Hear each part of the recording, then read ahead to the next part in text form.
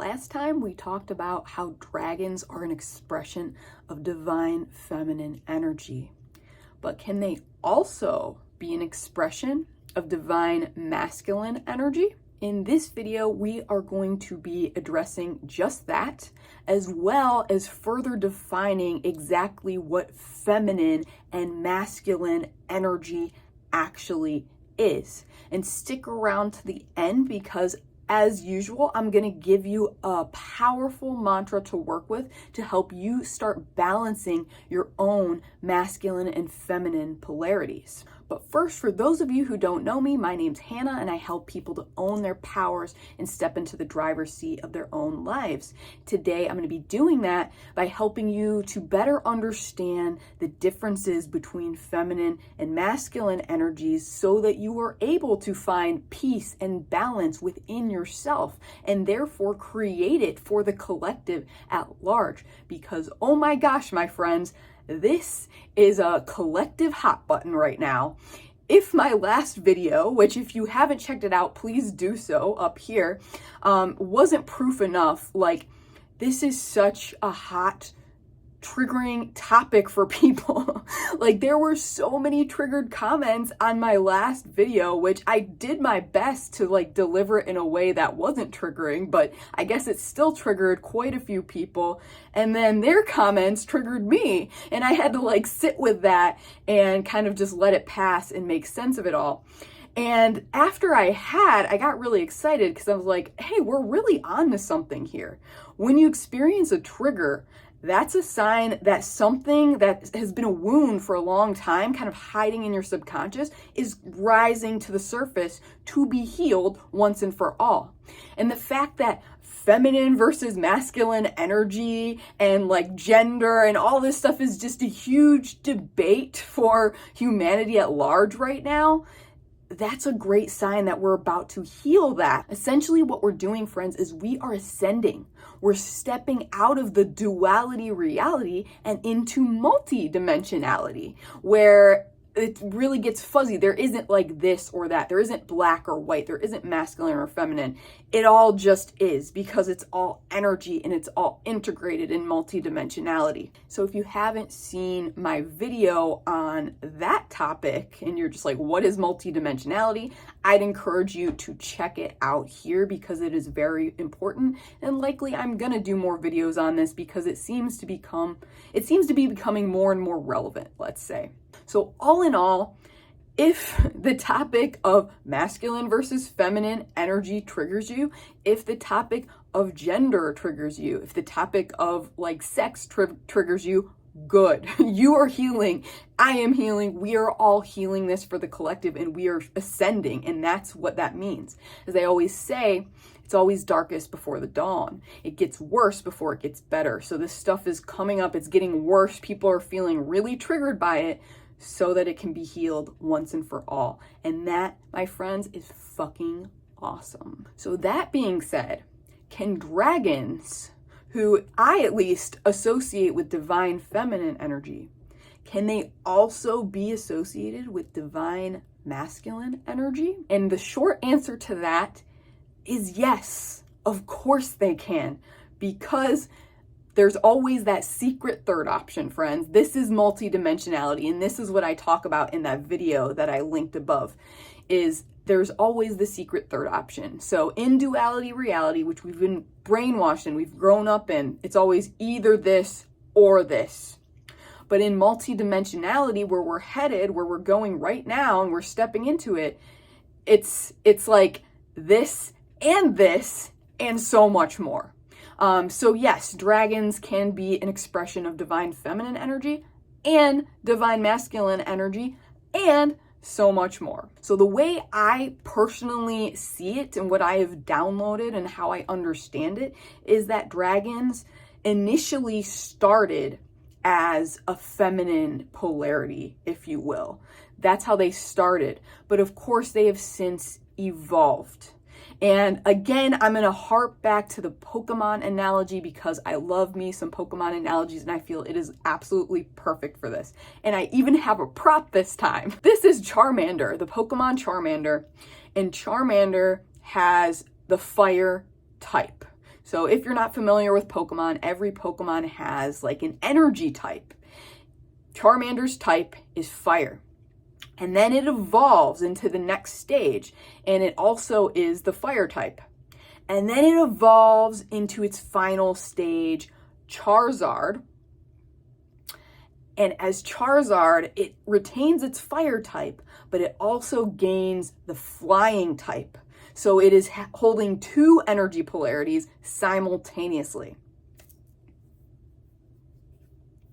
So basically, the way I see it, dragons probably started off as a feminine energy, holding that feminine polarity. And again, we can kind of see the parallels between snakes. So snakes are like Charmander, it's like the first evolved form. And then dragons are like Charizard, the fully evolved form. So as the snake, maybe dragons have had only that like feminine polarity energy. But as they've evolved, yes, they have then gained masculine polarity as well. So they hold both within them. Another thing that's important to note here is that divine energy, again, as I understand it, is different from just your regular run-of-the-mill feminine or masculine energies. So divine energy is going to naturally be integrated, like we just spoke on in the Pokemon analogy, where there's like both simultaneously. So divine feminine is going to have some masculine traits, and divine masculine is going to have some feminine traits. And so this is essentially the yin yang, okay? It's the yin yang. It's exactly that. That is divine feminine and divine masculine energy in a nutshell. Enough said. So all that being said, because I feel like maybe in the last video still there was some confusion about what exactly is feminine versus masculine energy if they're not associated with your sex, if they're not associated with your gender, like if they're not associated with these social constructs that humans have created, then what exactly denotes these energies? What differentiates them from each other? So as a couple of commentators actually put it quite eloquently, I felt, in the last video. One said that feminine energy is kind of a receptive energy, and masculine energy is a projecting kind of energy. And another commentator said that feminine energy is like the energy of love, whereas masculine energy is the energy of death. And I would have to say I agree with those evaluations. I totally agree with them, which is why I'm bringing them up in this video. I think they're very on point.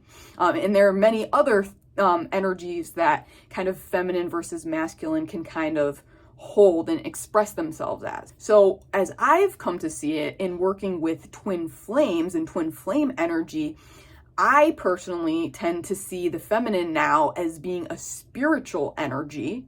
And so likely if you're the type that's watching my videos, regardless of your sex, regardless of your gender, you're probably going to hold more of a divine feminine energy about you. Whereas the masculine energy, in my opinion, again, is more about the physical, tangible world. Another way I like to think of it is that you can kind of think of the feminine as like this soup. It's like this flowy, just expansive sort of energy that just flows.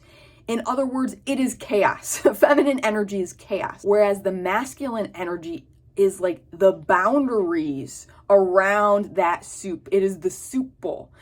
It provides the feminine with structure. It kind of encapsulates the feminine in a healthy way when expressed healthily. And in essence, the masculine energy is order. So the feminine energy doesn't feel safe without the masculine, because without the masculine, the feminine energy just kind of flows off in outer space, and the feminine fears almost that it's going to lose itself, that it's going to dissolve, because that's what happens when there's no boundaries, there's no order, there's no structure, right? But on the other hand, when the masculine is out of check, which we're very familiar with actually on Earth at this time, when the masculine is out of check, it can lead to just like intense exhausting of resources and like destruction. Basically, the masculine tends to feel suffocated and engulfed when it doesn't have like healthy feminine energy in which to interact with and kind of play off of. So all that being said, how is dragon energy specifically associated with divine masculine energy? Number one, again, these are just my personal experiences and takes. Yours might be different, but number one, I would say, is order. In my experience, most dragons, not all, because remember, friends, every dragon is different, but most dragons that I have worked with, they are very disciplined, and they do like discipline. Even like the chaos dragons sometimes that I work with, they still have somehow a sort of discipline to them. And this is that divine masculine energy that they hold, because they want to make sure that you get shit done and that you see it through to the end. If you're just in that feminine energy, nothing's ever going to take physical form. It's just going to be energy. It's just going to be flowing up here. So 2 is destruction.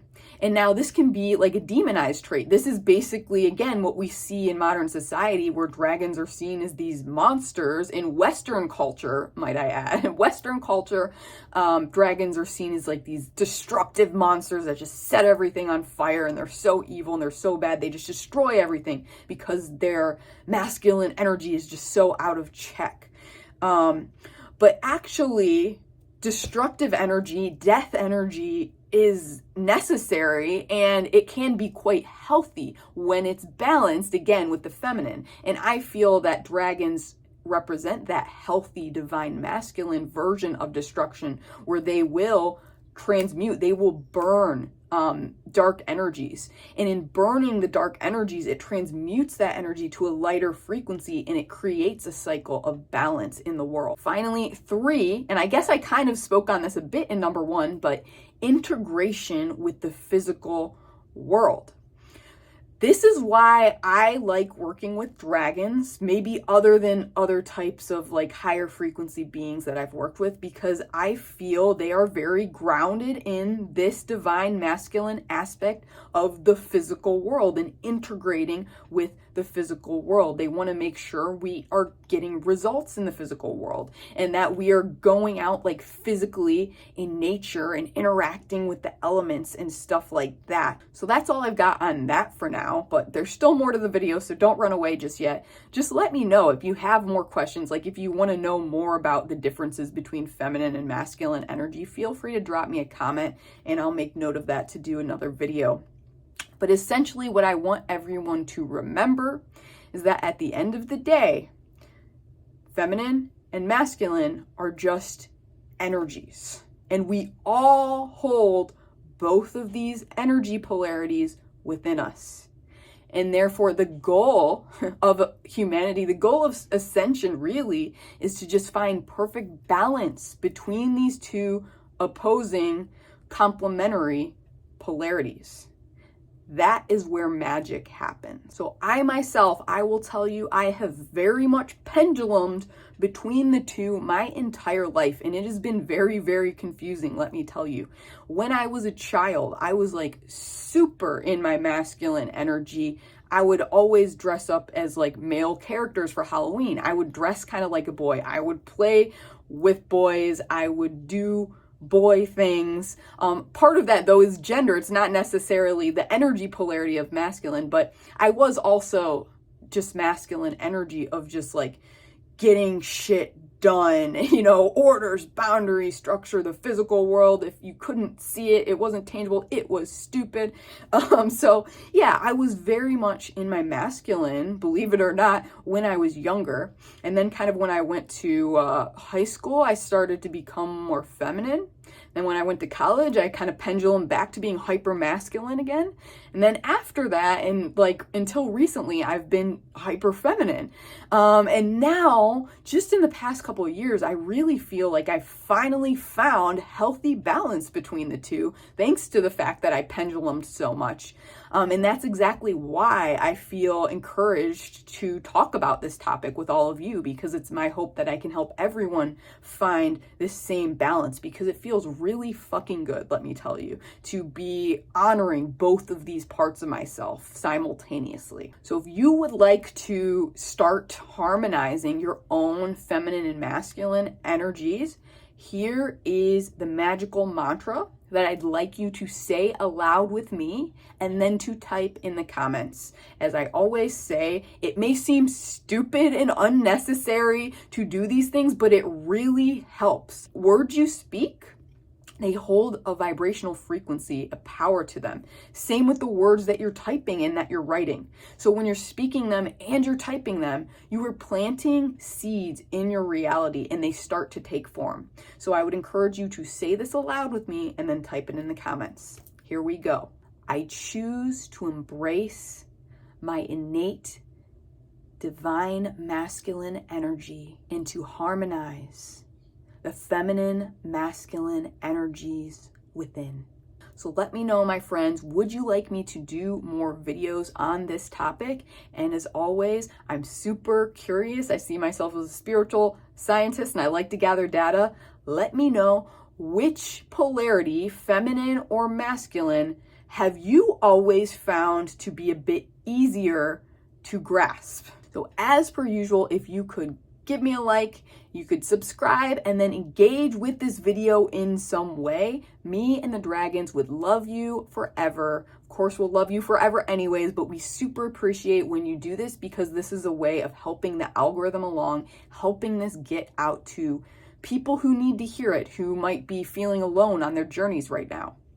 So we love you forever, friends. We are sending you so much love, so much harmonizing energy on your journeys today. As always, stay powerful.